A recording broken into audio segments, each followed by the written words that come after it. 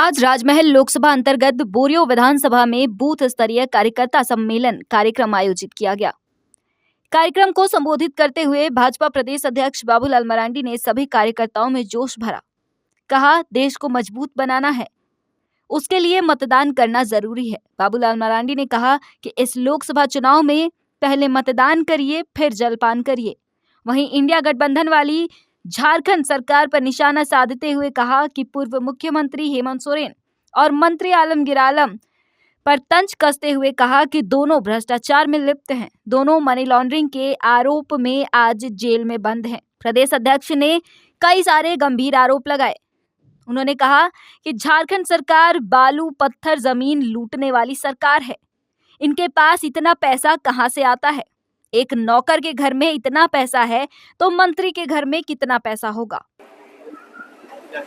पूजा सिंघल, उनके घर में भी 20 करोड़ से अधिक टका मिला। नोट गड्डी के गड्डी, वो भी जेल में है।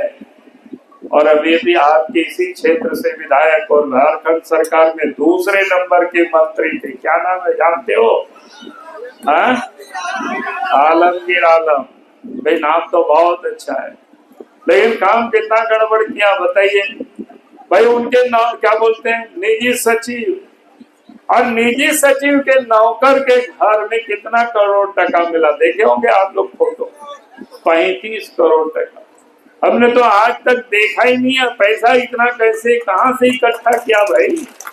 आखिर ये पैसा कहां से? हम भी मुख्यमंत्री रहे, हम भी भारत सरकार में मंत्री रहे, हम भी सांसद रहे, हम भी विधायक हैं अभी भी।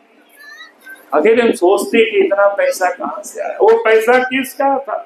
आप सबका पैसा, यही लूटा हुआ पैसा, चोरी किया हुआ पैसा, बालू से कमाया हुआ पैसा, पत्थर से कमाया हुआ पैसा, जमीन से कमाया हुआ पैसा, कोयला से कमाया हुआ पैसा, और ठेकेदारी में कमीशन से लिया हुआ पैसा, और तो और ब्लॉक से, तो ग्रामीण विकास मंत्री थे ना, ब्लॉक से जो कमीशन लेते थे वो पैसा जमा था।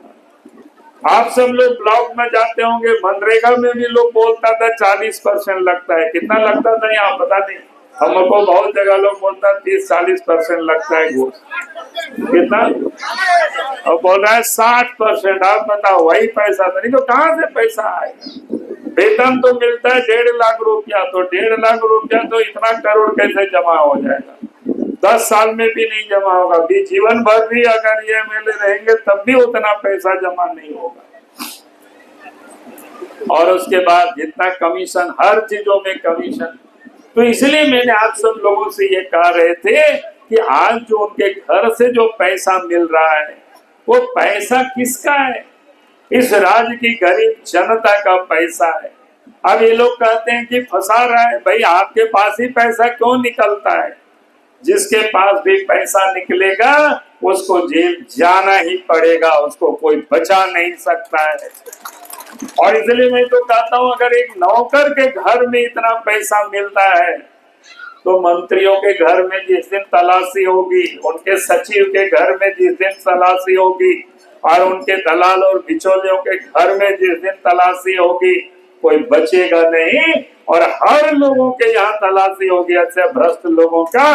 खाली आप सब लोगों से मैं यही कहूंगा, आप सब लोग, आप एक क्या बोलते हैं, मोबाइल में सूची भेज देना कि ये दलाली कर रहा है, ये गुंडागर्दी कर रहा है, ये लोगों से रिश्वत लेकर के जमा कर रहे, कमीशन लेकर के, ये बाबूलाल मरांडी बोल करके जा रहे हैं। अगर आप सब लोग हमें जानकारी देंगे तो हम निश्चित रूप से भारत सरकार की एजेंसी को कह करके, झारखंड सरकार को तो हम बहुत पत्र लिखते हैं कि भाई यहाँ गड़बड़ हो रहा है, ये अफसर भ्रष्टाचार कर रहा है, इसको ठीक करिए। लेकिन वो भारत सरकार, ये राज्य सरकार कुछ करती नहीं है। अगर राज्य सरकार खुद ही जांच करती, राज्य सरकार खुद ही भ्रष्टाचारियों और बिचौलियों को पकड़ती, भ्रष्ट अफसरों को जेल में डालते, तो फिर ये गड़बड़ी नहीं होता। लेकिन आज तो इस प्रदेश की सरकार ही खुद गड़बड़ में लगे हुए, गड़बड़ करने में लगे हुए, खुद लूटने में लगे हुए। तो इसीलिए मैं जनता से कहता हूं कि आपको जहाँ कहीं भी जानकारी मिलेगी, अब बाबूलाल मरांडी को आप खबर सूचना पहुंचा देना। हम आपको विश्वास दिलाते हैं, एक एक करके ऐसे भ्रष्ट और दलाल अफसरों को या दलाल नेताओं को हम जेल के शिकंजों में बंद करा देंगे।